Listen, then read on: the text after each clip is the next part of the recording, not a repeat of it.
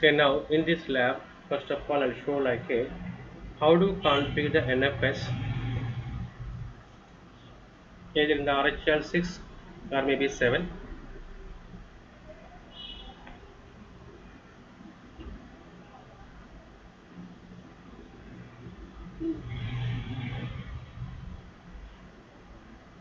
So I have the two systems of Linux are there, and both you can say RHEL 6.7.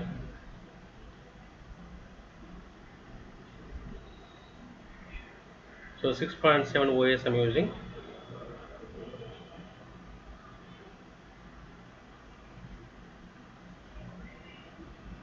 So I got two Linux machines.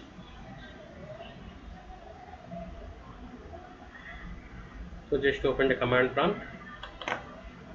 So uname -e, we can able to find out the architecture of the operating system, and this is nothing but you can say Enterprise Linux 6 and x86 and 64. Then nothing but a 64-bit operating system. In the system name I have given as a server.mydomain.local.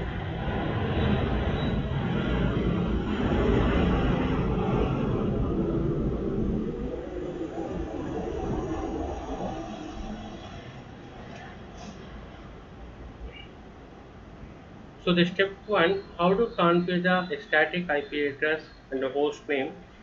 Here you can go for ifconfig ETH0, the first network card.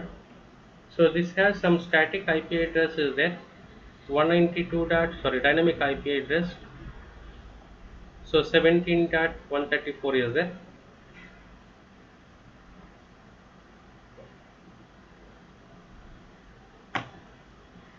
So here you got network icon is available.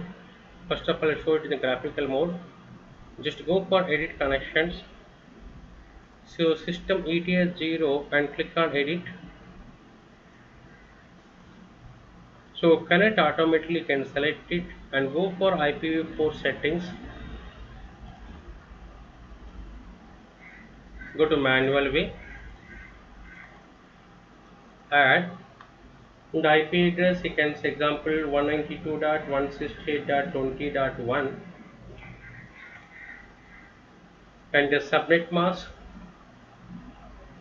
255.255.255.0. And if you have the gateway is there, you can provide a gateway IP address. Say example, I'll provide it.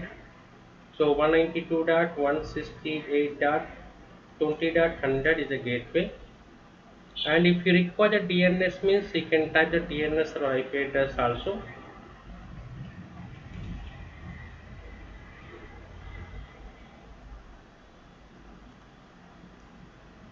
So just click on apply and click on close. And now if you type the command, you can say ifconfig ETH0, still it is showing the old IP only.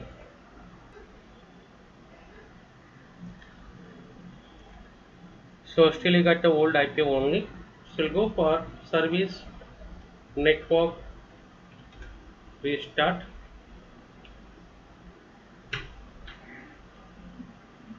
So now we can go for the command, you can say ifconfig.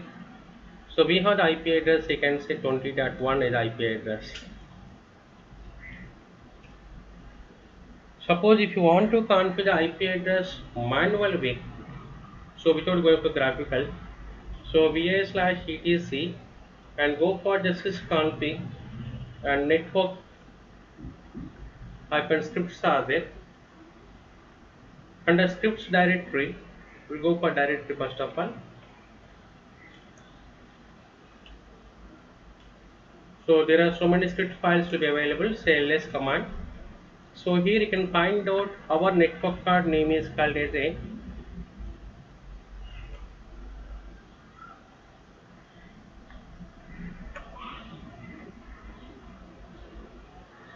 ifcfg eth0.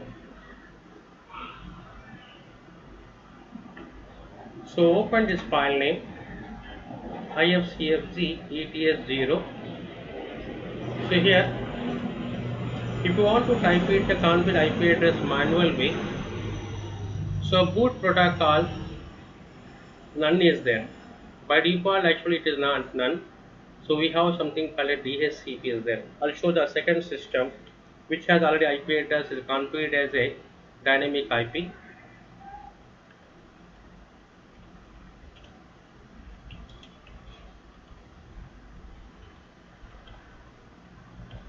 Network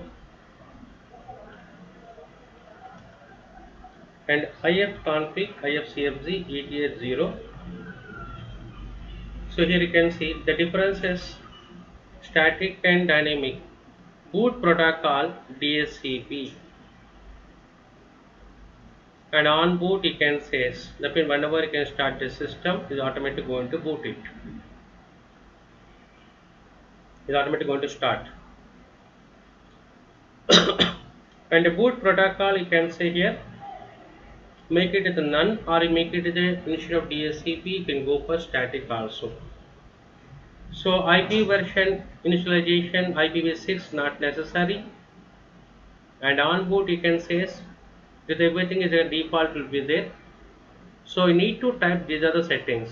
IP address the case sensitive uppercase IP address the pin IP ADDR and you can type the IP address and the subnet mask you can type it as a prefix 24 and the gateway if you require you need to type it as a gateway like this way and DNS1 if the multiple DNS are there DNS1 and DNS2.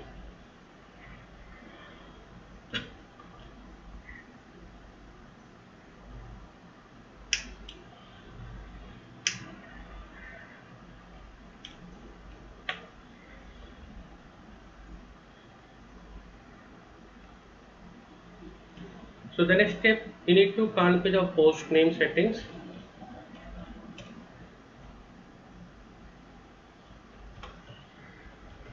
Under etc directory sysconfig directory is there.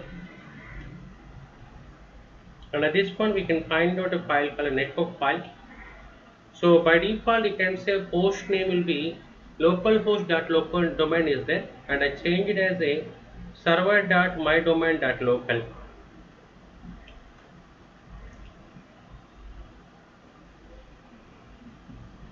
So the next step I'll change this system name the client mission the IP address settings as a manual way now.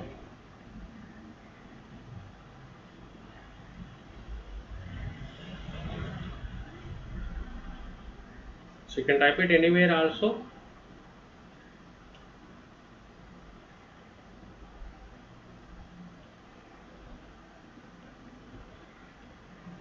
.20.2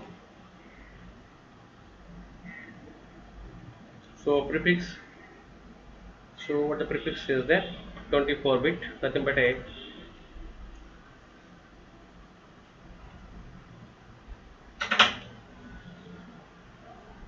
255.255.255.0 and if you require the gateway and prefer DNS you can type it otherwise simply you can go for this is IP address and prefix equal to 24. 24 means 8 bit plus 8 bit plus 8 bit 255.255.255.0. Now simply go for save and exit now.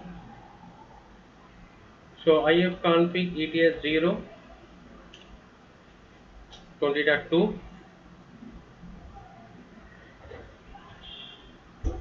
the service network restart better way.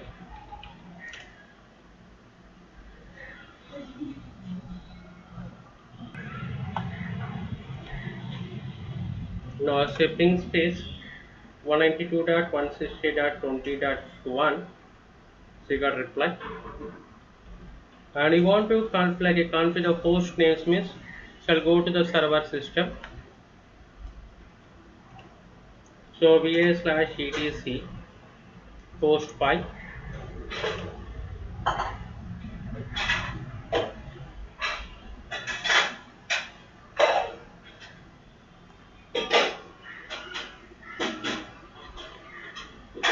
now I'll go for the third line.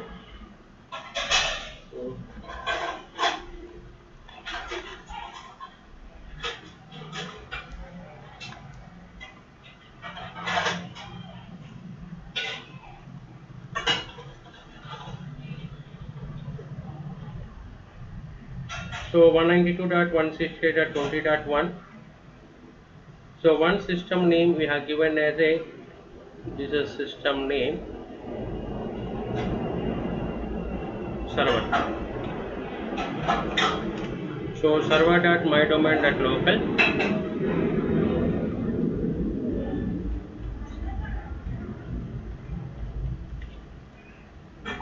and short name is a server. And next for another system name 192.168.20.2, and the system name we have given as a client.mydomain.local and client. And the same thing you need to add in the client machine also.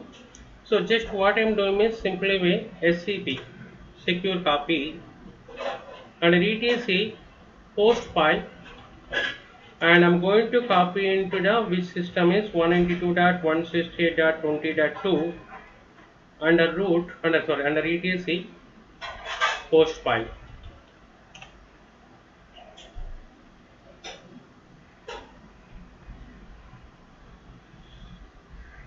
So he got like a ping to 192.168.20.2. I can get reply, but he got a message called a no route to host for the port number 22 for SSH, because the reason you can say maybe the firewall may be on. So service IP tables stop.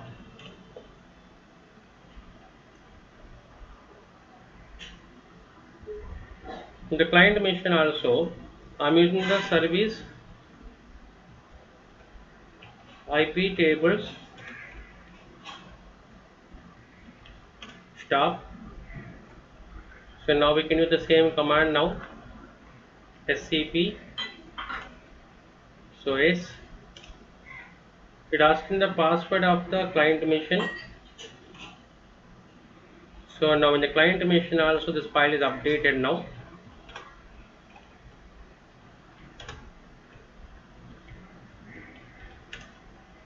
The records are added. See now you can able to communicate with help of the naming conventions. So ping space server and ping space client. So is working with the naming conventions now.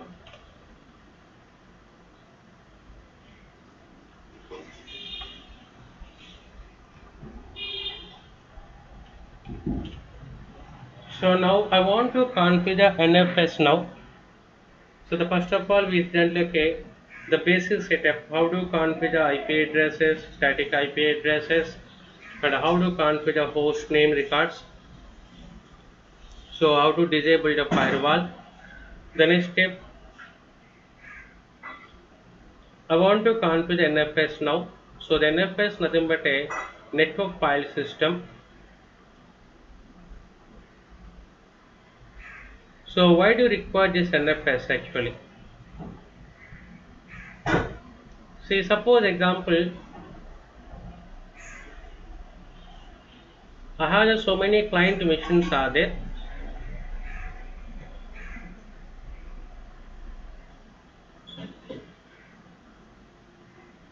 So let us example employee 1, user 1 is working on the one machine, user 2 working on another machine, user 3 working on another machine. So the different employees they are working in the different machines now. So they are doing some project or maybe they are doing some other works, maybe some data is there. So this data if they are going to store it in the local hard disk, what is the basic problem is, in all the client machine we require like a large storage capacity hard disk is required. This is the first problem. And the second problem we can say, if this hard disk may be failure, the entire data will be lost. And next one, in future I want to take the backup means I need to go for the each and every system and I need to take the backup from the each and every system. So how to overcome these problems means, just I'll go for like a one system called as a file server. The meaning of the file server means all the employees data I'm going to store it in the one location only. I'm not going to any other systems. All the data is going to store it in one location. and here I'm going to connect the multiple hard disks, and between these two hard disks I'll make it as a RAID configuration also. So by the RAID configuration, maybe it's example like a disk mirroring, the same data is going to copy in the second hard disk. Even the hard disk one is failure also, the data is available in the second hard disk. And now we can see here, then all the user data going to store it in the one place only, the file server. Now what is going to happen now, even the client system hard disk is failure also, the data is available in the server system. And in future I want to take the backup also, no need to go for the each and every mission, directly I can take the backup from the server only.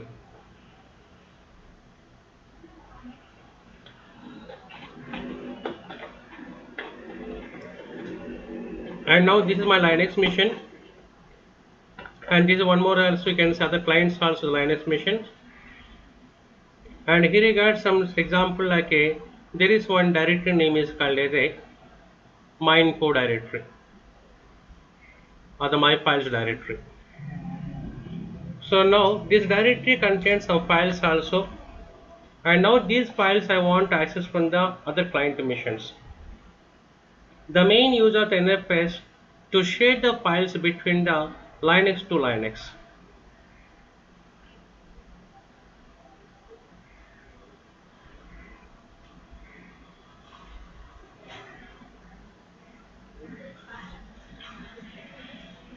So to share the files between Linux to Linux, we need to configure NFS. So how we can configure NFS, I'll show it now.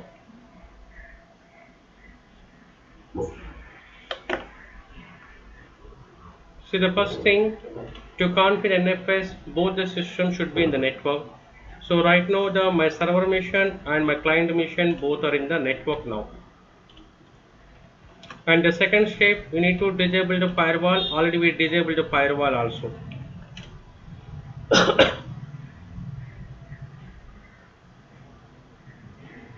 So just I'm creating something called as a directory. Example like a my files.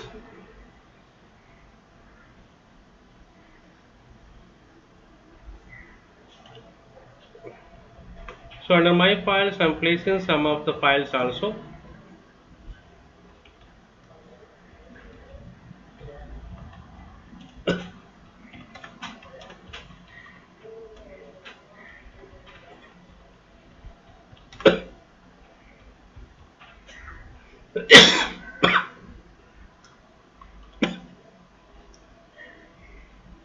Control D. So the files have. And next step, what you can miss, chmod 777 to the my files directory. I'm giving the full permissions to the all users.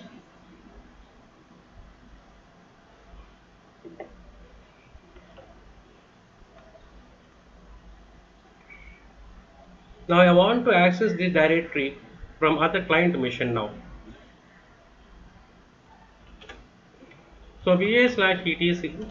So before this one, for NFS we require some packages called as a NFS utilities, and by default is going to install whenever it install the Linux.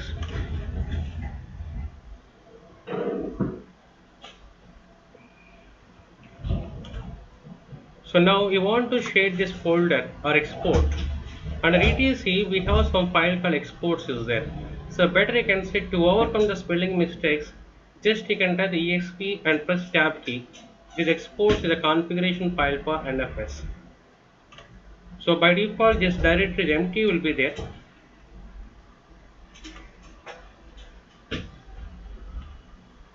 So I need to add this one. Go to insert mode, and which directory you want to access it, my files directory, and here asterisk symbol means to any user account, sorry, to any system. Suppose if you give it like a 192.168.20.2 means these files, this directory can be accessing by only this host only, and 20.0 by 24 means the entire network. and whereas you can say I want to give the permission to the any system which are belong to any network also, asterisk symbol, and permissions you can say RO means read only and RW means read and write, and you can go for sync means synchronizing. So what are the files you are going to updating? These files will be automatically updated in the server immediately.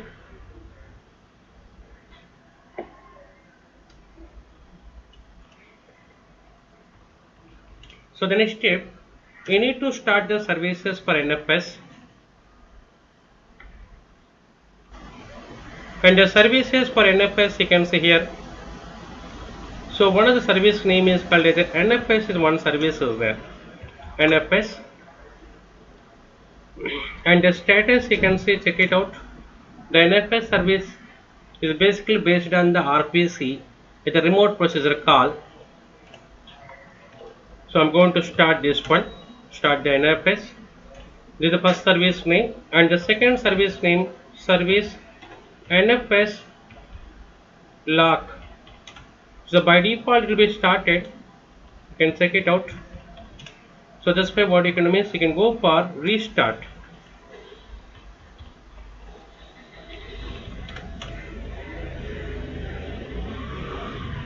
And one more service name, and service in the case of the RHL5, the service name is called a port map is a service is there, port map. But in this you can see this one, it is given the message called as a port map service is an unrecognized service. Here the service name in the place of the port map, RPC bind.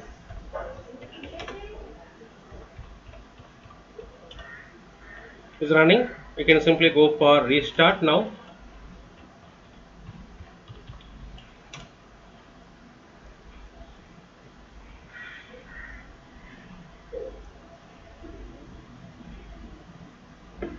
So now the NFS server is ready now. Now I'm going to move into the NFS client mission now.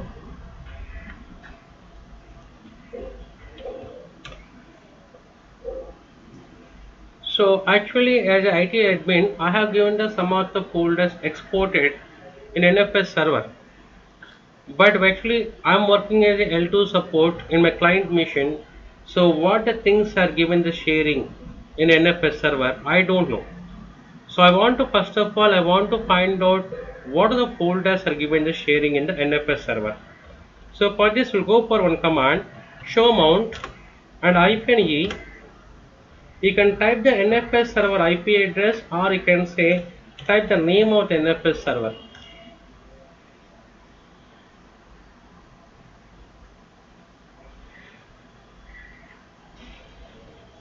So one more time I'll check it out. I think maybe SC Linux also will be there. For SC Linux sysconfig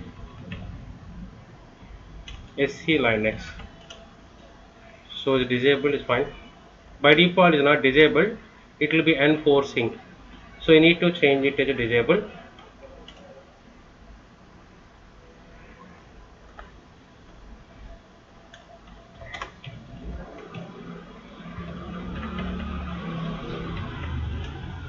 So it's also disabled here.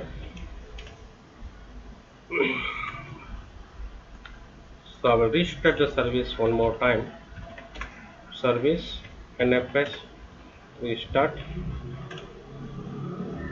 See, first of all I'll check it in the server system only. Show mount -e and 20.1.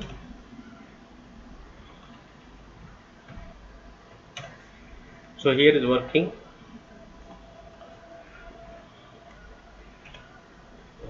So now it is working now. Show mount -e and NFS server. So what does things are shared in the server now? My files. To whom? To all the host.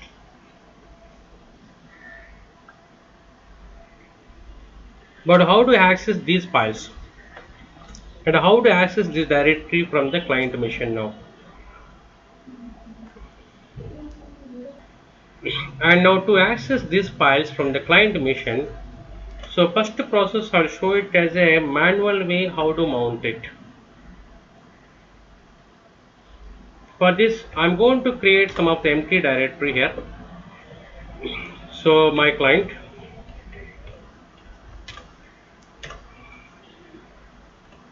this is the empty directory. So my client directory is empty directory right now. And you want to check the mount points, will go for one command. You can say df-h. Now what I am doing is mount space, mount is the command for mounting, mount space NFS server IP address 20.1 colon slash my files directory, which is available under NFS, which is exported, and to the my client directory. So this the meaning indicates under NFS server my files directory is equal to from the client machine my client directory. You can go for any empty directory also.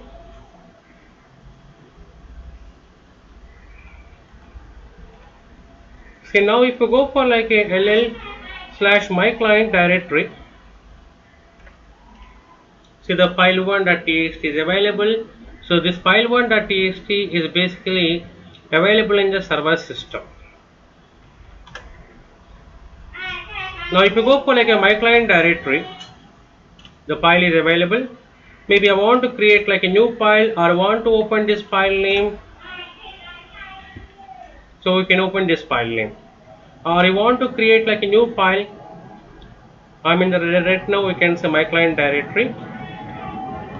So file 2 to the file from, so NFS client, control D. So now this file is going to created. So actually we're thinking that it is created in the NFS client machine, but this file is created in the NFS server machine. So just we'll go to the cd my files directory, and you can see here the file 2 is created.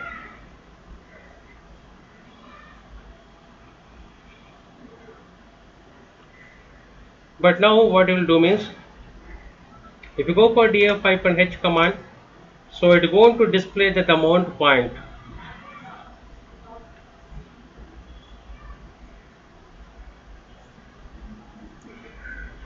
So 192.168.20.1 my files is mounted to the my client directory. And the second way we'll go for like one more command, mount is a command also. So in the mount command also we can find out here the server IP address is a 20.1 my files is mounted to my client. The type of the file system is NFS, permissions are the read and write permissions, server IP address and client IP address.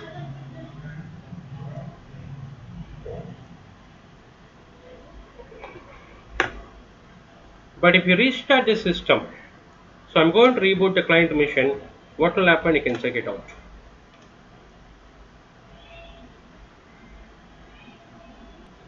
So now the client machine is rebooted now.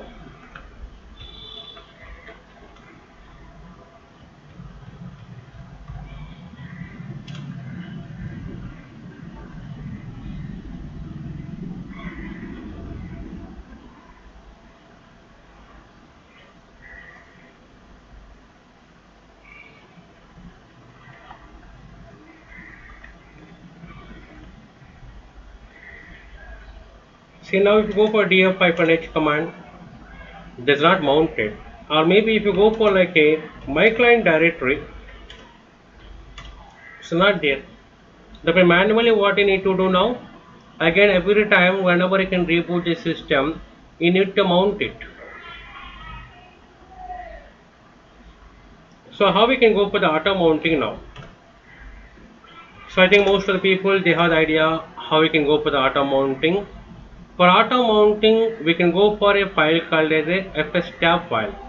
So we'll go for under etc directory, we have one file name is called fstab file.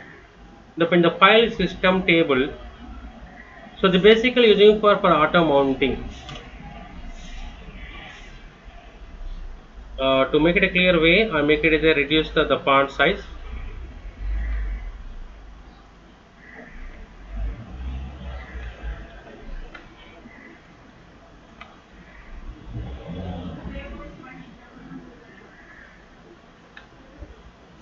So by default this is the auto mounting file is there.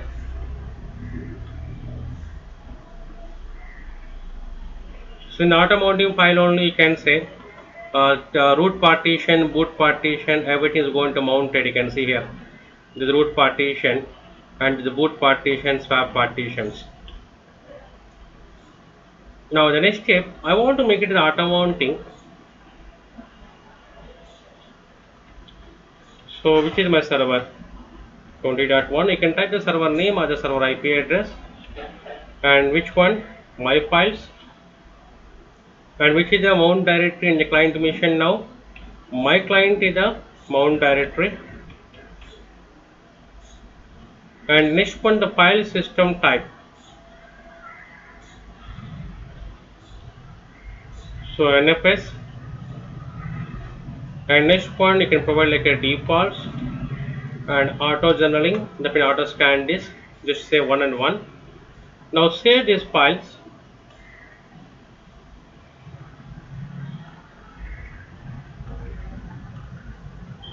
So now we'll go for df-h command. So still is not mounted. So for this no need to reboot the system. Just you'll go for the one command mount space -a.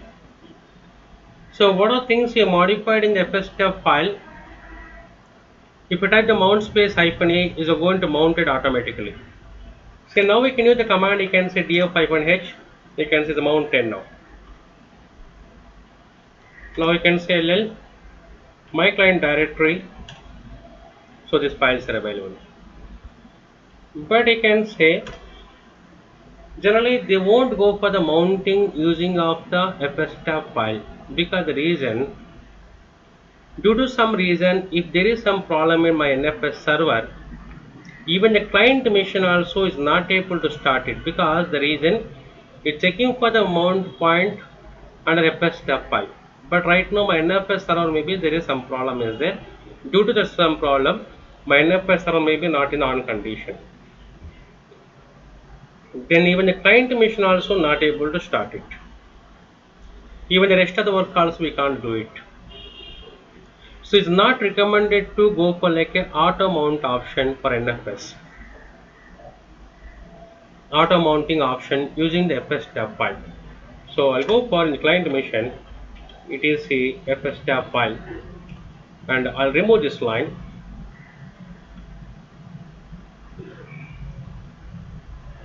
Now save and exit.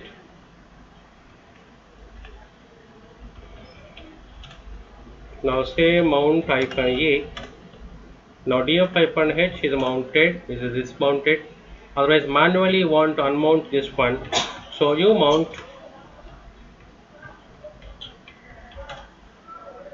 So df-h is unmounted. Now what is the next step? You want to like a fstab file, you can say better way, but with this sometimes if there is some problem in the NFS server side, you got a problem. So that is the point of view, we have something called as AutoFS. So what is this AutoFS? I will explain now. So the AutoFS you can see is automotive mounting. So example, I'll show it here.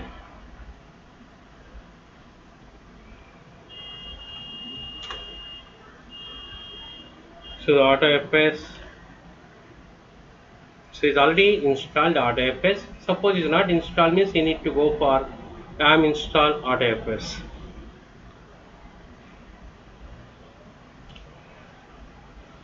So under Linux system by default under main root there is one directory called as a misc directory, as a miscellaneous. Here now what I can do means here under etc directory you can see auto dot, you press tab key, so auto.net and auto.misc and auto.master and auto.samba, sma samba. So we'll go for best way, say example auto.misc.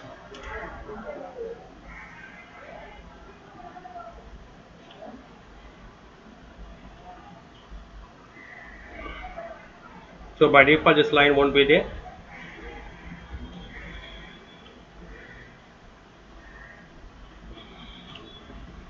So you can type like a these things we need to do it in the client machine now.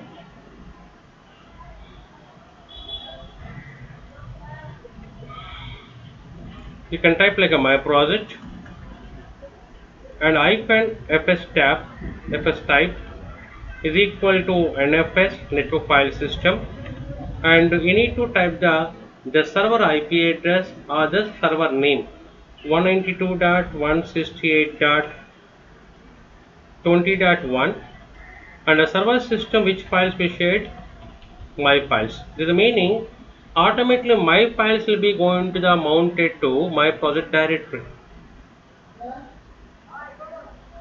Now save this file and service AutoFS status is by default is running. You can simply go for like a restart now.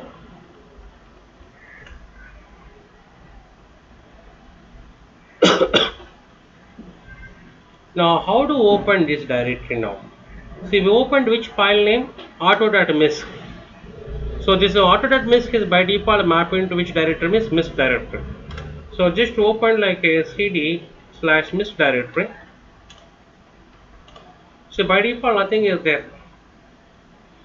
But in AutoFS file, in auto.misc file, what the contents are given?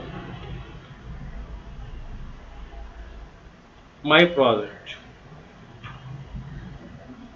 So now this my project directory is not available actually. Now we can type like a cd space my project directory. So it's automatically going to create as a my project directory actually.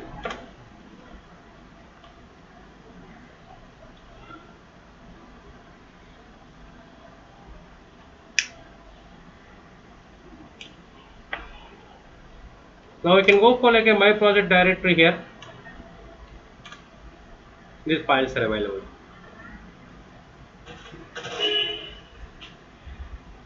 So when even whenever I can say use this my project, when the NFS service ready, then only this my project is available. So this is basically use of like a AutoFS, auto file system.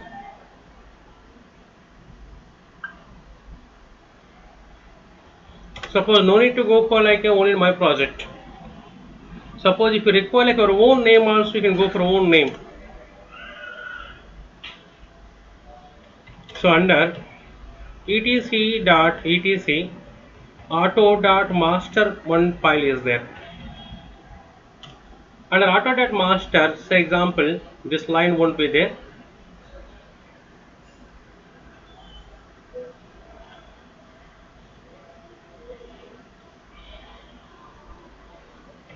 So example, you can type it as a IT department, and is equal to here under etc IT department dot misc.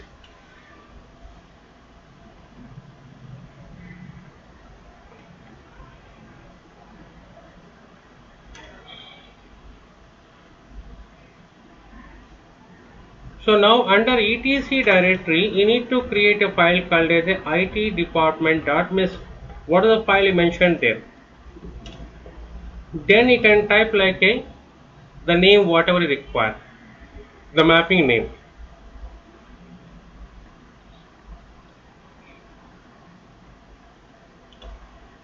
So example, my application, my app. So hyphen fs tab fs type equal to nfs.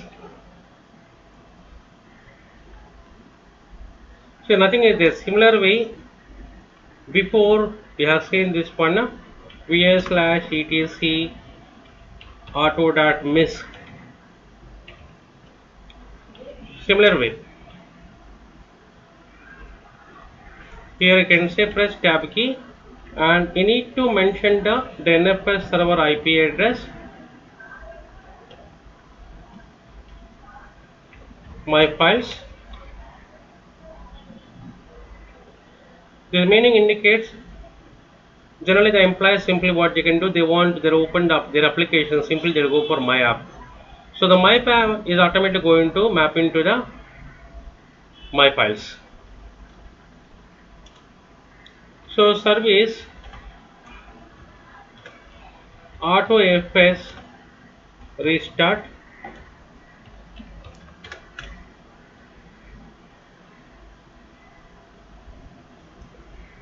So cd root.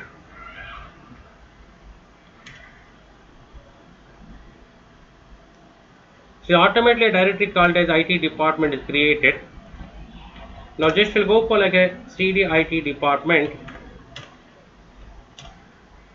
So cd myap.